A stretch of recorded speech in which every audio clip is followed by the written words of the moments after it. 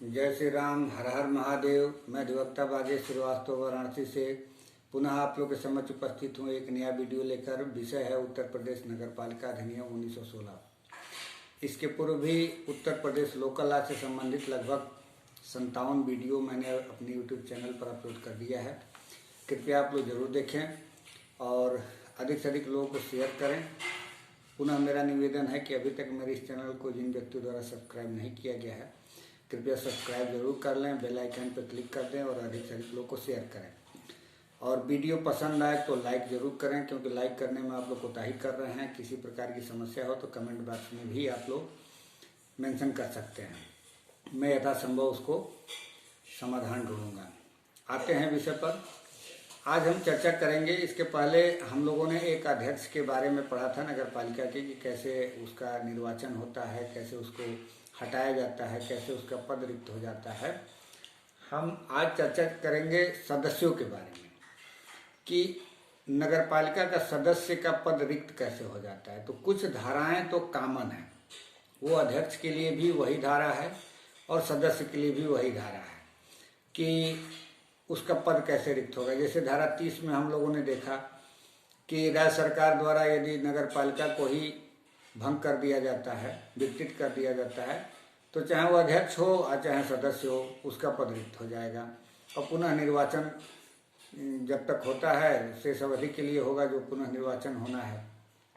इसके बाद भी हम लोगों ने देखा कि निर्वाचन के पश्चात, जो धारा 43 घ के उपधारा 2 में हम लोगों ने देखा कि निर्वाचन के पश्चात चाहे वो अध्यक्ष हो चाहे सदस्य हो, यदि 3 महीने के भीतर या 3 बैठकों के, जो लगातार 3 बैठक या जिलाधिकारी महोदय द्वारा जो भी समय एक्सटेंड किया जाए, उस समय के जो भी पश्चातवर्ती हो भीतर यदि वह सदस्य शपथ ग्रहण नहीं करता है तो उसका पद रिक्त हुआ है मान लिया जाएगा।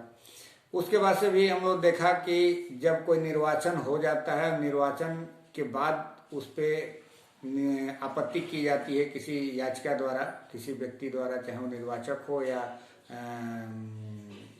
कोई प्रत्याशी हो, उसके द्वारा यदि कोई निर्वाचन को ही चैलेंज किया जाता है, तो धारा 25 के उपधारा 2 में हम लोगों ने देखा कि किस प्रकार से उसको इनवैलिड घोषित कर दिया जाता है। तो वहां पर भी उसका पद रिक्त हो जाता है। फिर हम लोगों ने देखा था कि धारा 26 में कि पूरी की पूरी अगर जो प्रक्रिया ही जो निर्वाचन की थी, यदि वही प्रक्रिया पूरा भ्रष्ट आचरण पर ही डिपेंड था, माने भ्रष्ट आचरण बहुत ज़्यादा व्याप्त था पूरे अधिकतम मात्रा में, तो पूरा निर्वाचन ही रद्द कर दिया जाएगा धारा 26 के तहत। तो उस कंडीशन में भी सदस्य का पद रिक्त हो जाएगा। ये सारा कॉमन चल रहा है, चाहे वो अध्यक्ष हो चाहे सदस्य हो। उसके बाद हम लोगों ने देखा था एक और धारा 27 में भ्रष्ट आचरण के आधार पर, तो भ्रष्ट आचरण के आधार पर भी उसको पद से अनारित घोषित कर दिया जाएगा, वो 5 वर्ष के लिए। तो इस प्रकार से ये जितनी भी धाराएं हैं ये सब कॉमन धाराएं हैं। अब हम लोग जो अलग से स्पेशल धारा है, जिसमें खुद वो त्याग पत्र दे सकता है या राज्य सरकार उसको जांच के पश्चात हटा सकता है, तो वह धारा 39 है और धारा 40 है। ये स्पेशली सदस्य का त्याग पत्र दिया जाना और सदस्य को हटाए जाने के आधार बताए गए हैं। तो धारा 39 में ये कहा गया है कि सदस्य जिलाधिकारी महोदय के माध्यम से किसी भी समय निर्वाचन के पश्चात अपना त्याग पत्र राज्य सरकार को दे सकता है और राज्य सरकार उसका त्याग पत्र स्वीकृत कर सकता है। तो ये धारा 39 में है। 40 में उसके ग्राउंड बताए गए हैं कि राज्य सरकार द्वारा किसी सदस्य को उसके पद से कब हटाया जा सकता है। तो उसमें धारा 40 का उपधारा 1 में कई खंड दिए गए हैं, ए से लेकर के एच तक है। बाकी के उपधाराएं 3, 4, 5, 6 भी दी गई हैं। तो इसमें ये बताया गया है कि किस आधार पर उसको हटाया जा सकता है। तो हम पहले धारा 40 का उपधारा 6 पढ़ लेते हैं। उसमें ये बात कही गई है कि उसको हटाने के बजाय राज्य सरकार चेतावनी दे सकता है, उसको हटाया नहीं जाएगा। ये कह रहा है कि किन्हीं पुरोगामी शक्तियों पर प्रतिकूल प्रभाव डाले बिना राज्य सरकार उपधारा 1 में निर्दिष्ट किसी भी आधार पर सदस्य को हटाने के बजाय उसे चेतावनी दे सकता है। मतलब कि उसको राज्य सरकार जो इस धारा में हटाने की बात कही गई है, उसको हटाने के बजाय उसको चेतावनी दे करके कि आगे ऐसा कोई कार्य न करे, नहीं तो उसको हटा दिया जाएगा। अब हटाया किस आधार पर जाएगा? धारा 40 के उपधारा 1 के खंड ए से लेकर के और एच तक हम लोग देख लेते हैं। उपधारा 3 भी इसकी बात कर रहा है, हटाने की ही बात कर रहा है, वो एक अलग आधार प्रोवाइड कर रहा है। तो हम लोग को देखते हैं एक एक करके। इसमें कह रहा है उपधारा 1 में कि राज्य सरकार निम्नलिखित किसी भी आधार पर नगर पालिका के सदस्य को हटा सकती है। ए, वह नगर पालिका की स्वीकृति प्राप्त किए बिना लगातार 3 माह से अधिक तक नगर पालिका के अधिवेशनों में लगातार 3 अधिवेशनों में इनमें जो भी अवधि अधिक हो अनुपस्थित रहा हो। मतलब कि ये 3 अधिवेशन में लगातार अनुपस्थित रहा है तो उस आधार पर उसको हटा दिया जाएगा राज्य सरकार द्वारा।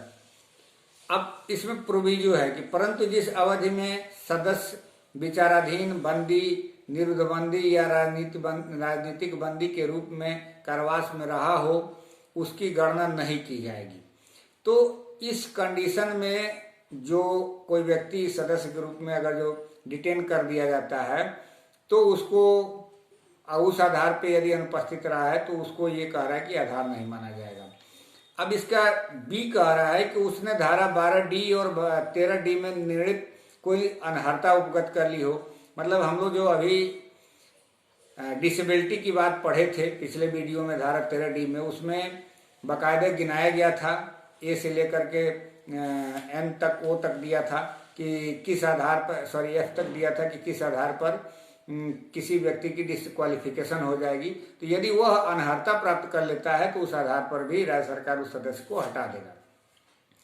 अब सी कह रहा है इसका कि उसने धारा 82 के अर्थ में नगर पालिका द्वारा या उसकी ओर से किसी संविदा में प्रत्यक्ष या अप्रत्यक्ष रूप से या भागीदार के द्वारा जानबूझकर कोई अंश या हित, चाहे वह धन संबंधी हो या किसी अन्य प्रकार हो, अर्जित किया हो या उसे धृत रखा हो। यदि इस प्रकार का भी कोई कार्य किया जाता है, चाहे वो नगर पालिका के सदस्य के रूप में हो या उसके कोई रिश्तेदार के द्वारा, तो भी यह मान लिया जाएगा कि वह उसका आचरण जो है इसमें सदस्य बने रहने के योग्य नहीं है और राज्य सरकार द्वारा उसको पद से हटाया जा सकता है। अब इसका डी कह रहा है कि धारा 82 में निर्दिष्ट विषय से भिन्न किसी ऐसे विषय में जिसमें उसका या भागीदार का प्रत्यक्ष या अप्रत्यक्ष रूप में कोई निजी हित रहा हो, चाहे वह धन संबंधी हो या किसी अन्य प्रकार का हो, या जिसमें वह किसी मुवक्किल, मालिक या किसी अन्य व्यक्ति की ओर से वृत्तिक रूप से हितबद्ध रहा हो, जानबूझकर सदस्य के रूप में कार्य किया हो। डी का कहने का मतलब यह है कि हो सकता है कि वो डायरेक्टली न इसमें शामिल हो, लेकिन इनडायरेक्टली भी यदि शामिल होकर के वो पैसा ले रहा है, नगर पालिका से लाभ ले रहा है, कोई वित्तीय लाभ ले रहा है, तो उस आधार पर भी पता चलने पर उसको पद से हटाया जा सकता है। हो सकता है अपने ना शामिल होकर के भागीदार के माध्यम से आ जाए और ये कहे कि हमारे तो पार्टनर ने लिया है, हमने नहीं लिया, लेकिन आएगा कहीं न कहीं से फायदा उसके भी, या अपने मुवक्किल के माध्यम से कर ले या किसी ऐसे मालिक के नाते कर ले, तो इस तरीके से एजेंट के रूप में, तो इस तरीके से यदि कोई कार्य किया जाता है तो उसको भी माना जाएगा कि अब ये सदस्य बनने लायक नहीं रह गए हैं, ये मिसकंडक्ट के रूप में माना जाएगा। अब इसका ई कह रहा है कि वह विधि व्यवसायी होने के कारण अपनी सदस्यता की अवधि में, अब ये एक और बात ये कह रहा है, ये भी कॉमन है, चाहे अध्यक्ष के लिए हो चाहे सदस्य के लिए हो, अगर जो कोई व्यक्ति विधि व्यवसायी के रूप में होते हुए नगर पालिका के अगेंस्ट में कोई मुकदमा लड़ा हो या कोई प्रोटेस्ट कर रहा हो, तो उस आधार पर भी पता चल जाने के पश्चात कि यह व्यक्ति ऐसा किया है नगर पालिका के विरुद्ध, तो उसको नगर पालिका का सदस्य से उसकी पात्रता जो है समाप्त कर दी जाएगी। अब एफ कह रहा है इसका कि उसने संबद्ध नगर पालिका क्षेत्र में अपने सामान्य निवास स्थान का परित्याग कर दिया हो। तो ये अगर जो कोई स्थिति आती है, कहीं दूसरे जगह चला जाता है, निवास कर लेता है, अपना आवास चेंज कर लेता है, तो उस आधार पर भी उस सदस्यता, बहुत लोग ऐसे होते हैं कि अपना आवास छोड़ करके दूसरी जगह कहीं सेटल हो जाते हैं, तो उस स्थिति में भी सदस्यता उसकी समाप्त हो जाएगी। अब जी इसका करे कि वह नगर पालिका के अधिवेशनों में बार बार कदाचार या विशृंखलता का दोषी रहा हो, तदर्थक शिकायत अध्यक्ष या किसी सदस्य द्वारा राज्य सरकार को की गई हो।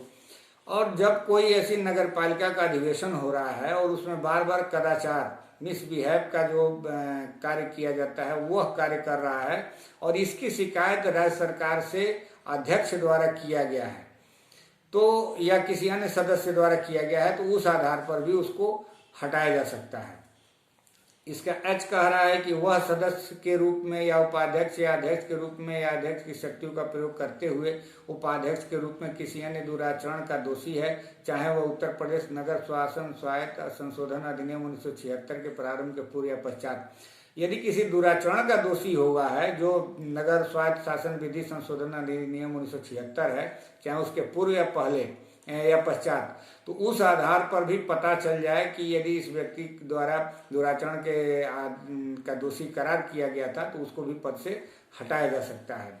अब इसका उपधारा 2 रिपील्ड है। उपधारा 3 कह रहा है कि राज्य सरकार नगरपालिका से किसी सदस्य को हटा सकेगी जिसने उसकी राय में नगरपालिका के वर्तमान या अंतिम पूर्ववर्ती कार्यकाल में सदस्य होते हुए अध्यक्ष या उपाध्यक्ष या किसी समिति के सभापति या किसी अन्य हैसियत से उत्तर प्रदेश नगर स्वायत्त शासन विधि संशोधन अधिनियम 1976 के प्रारंभ के पूर्व या पश्चात कार्य करते हुए अपने पद पर इतना घोर दुरुपयोग किया है। ये सब देखिएगा, क्योंकि प्री के लिहाज से ये शब्द पूछा जाता है, ये एक प्रकार से कीवर्ड है, इसको ध्यान दीजिएगा कि अपने पद का इतना घोर दुरुपयोग किया है या इस अधिनियम या किसी अन्य नियम विनियम या उपविधि के उपबंधों का जानबूझकर इतना उल्लंघन किया हो। मतलब ये जोर देकर बात कही गई है, इतना उल्लंघन किया है या नगरपालिका की निधि या संपत्ति की इतनी हानि या क्षति पहुंचाई है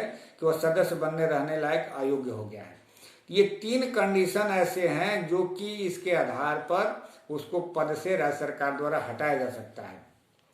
प्रोविजो फिर ये चौथे में इसका उपधारा चौथा है, एक प्रकार से प्रोविजो बताता है कि परंतु जब राज्य सरकार इस धारा के पूर्वगामी उपबंधों के अधीन कार्रवाई करने का विचार करे तो संबद्ध सदस्य को स्पष्टीकरण देने का अवसर दिया जाएगा और जब ऐसी कार्रवाई हो जाए तो उसके कारणों को अवलिखित किया जाएगा। मतलब एक रिज सुनवाई की बात कही गई है। तो और उपधारा 6 हम लोगों ने पढ़ ही लिया है कि उसको चेतावनी देकर भी इससे संतुष्ट हुआ जा सकता है। तो हम लोगों ने देखा कि राज्य सरकार द्वारा भी उसको सदस्य को उसके पद से जो ग्राउंड दिए गए हैं धारा 40 में उसके आधार पर हटाया जा सकता है, या खुद वह व्यक्ति अपना आप जो है धारा 39 के तहत राज्य सरकार को अपना इस्तीफा जिलाधिकारी महोदय के माध्यम से दे सकता है।